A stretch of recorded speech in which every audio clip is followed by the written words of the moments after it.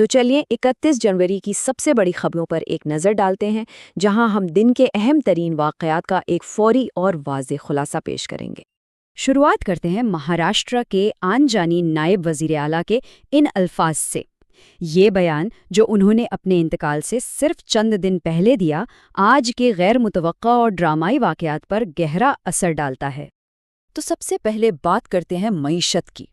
ایک طرف آنے والے بجٹ سے بڑی بڑی امیدیں ہیں، تو دوسری طرف مارکیٹ میں جو ہلچل مچی ہے، اس نے سب کو سوچ میں ڈال دیا ہے۔ دیکھیں، آنے والے بجٹ سے توقعات بہت زیادہ ہیں۔ سب کی نظریں اس بات پر ہے کہ بھئی انکم ٹیکس میں کوئی ریلیف ملے گا یا نہیں، کیا کسانوں کے لیے امداد بڑھے گی؟ یہ وہ سوالات ہیں جن کے جواب کا سب کو انتظار ہے۔ لیکن ان ساری امیدوں کے بیچ کچھ بڑی حقیقتیں بھی ہیں جو پریشان کر رہی ہیں۔ روپیہ اپنی تاریخ کی سب سے نچلی سطح پر ہے، جس سے مہنگائی بڑھنے کا خطرہ ہے، اور دوسری طرف سٹاک مارکیٹ میں گراوٹ نے سرمایہ کاروں کی نیندیں اڑا دی ہیں۔ اچھا، صرف سٹاک مارکیٹ ہی نہیں، سونے چاندی کے بازار میں تو جیسے بھونچال ہی آ گیا۔ صرف ایک دن پہلے چاندی کی قیمت آسمان کو چھو رہی تھی، 4,20,000 روپے فی کلو گرام۔ اور پھر اچانک پچھلے 15 سال کی سب سے بڑی گراوٹ، قیمتیں ایک دم سے زمین پر آ گئیں۔ اس نے بہت سے سرمایہ کاروں کو حیران کر دیا، کیونکہ ان کی دولت کا ایک بڑا حصہ بس ایک ہی دن میں صاف ہو گیا۔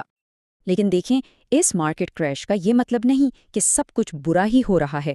کچھ بہت ہی مثبت چیزیں بھی ہیں جو معیشت کو سہارا دے رہی ہیں۔ بیرون ملک سے ریکارڈ پیسہ آ رہا ہے، اور لاکھوں نئے لوگ سرمایہ کاری کی دنیا میں قدم رکھ رہے ہیں، جو ظاہر کرتا ہے کہ معیشت کی بنیادیں ابھی بھی کافی مضبوط ہیں۔ اچھا، معیشت کی بات تو ہو گئی۔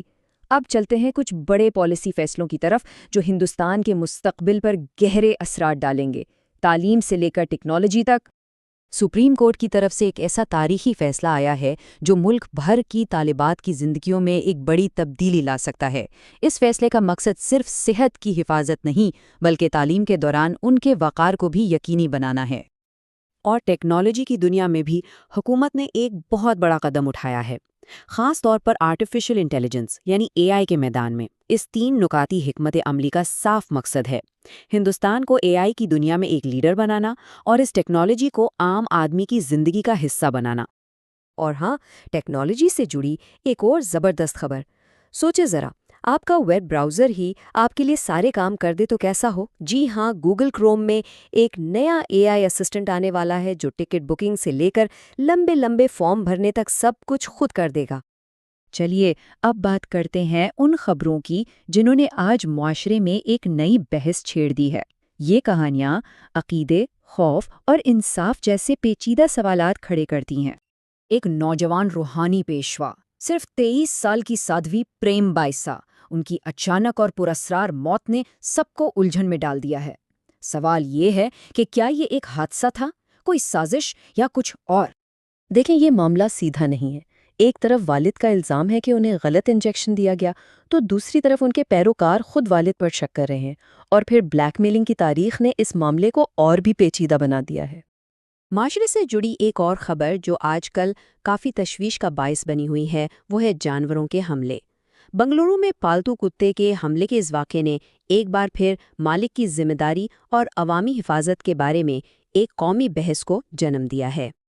اور آخر میں ذرا عالمی منظر نامے پر بھی نظر ڈالتے ہیں کہ وہاں ہندوستان کا کیا کردار رہا۔ آج کی دنیا میں جہاں ہر روز نئے چیلنجز سامنے آ رہے ہیں، ہندوستان کی سفارتکاری بہت اہم ہو گئی ہے۔ تو فارن پالیسی کے محاذ پر آج کافی ہلچل رہی۔ ایک طرف اسرائیل کے وزیر اعظم کا دورہ طے ہو رہا ہے، جس سے مشرق وسطیٰ میں ہندوستان کے تعلقات مزید مضبوط ہوں گے۔ دوسری طرف وینزویلا سے بات چیت توانائی کے شعبے میں نئے راستے کھول سکتی ہے۔ لیکن جہاں اتنی مثبت سفارتکاری ہو رہی ہے، وہیں پڑوس سے ایک ایسی خبر آئی ہے جو تھوڑی تشویشناک ہے۔ بنگلہ دیش کی طرف سے چین کو اقتصادی زون میں زمین دینا اس خطے میں طاقت کے توازن کو بدل سکتا ہے اور ہندوستان کے لیے نئے چیلنجز کھڑے کر سکتا ہے۔ تو آج کا دن، جیسا کہ ہم نے دیکھا، امیدوں اور چیلنجز کا ایک ملا جلا دن تھا۔ ایک طرف معیشت اور ٹیکنالوجی میں آگے بڑھنے کی امید ہے، تو دوسری طرف سماجی اور علاقائی سطح پر نئے چیلنجز ہیں۔ اب سوچنے کی بات یہ ہے کہ ان میں سے کون سی خبر آنے والے کل پر سب سے زیادہ اثر انداز ہوگی۔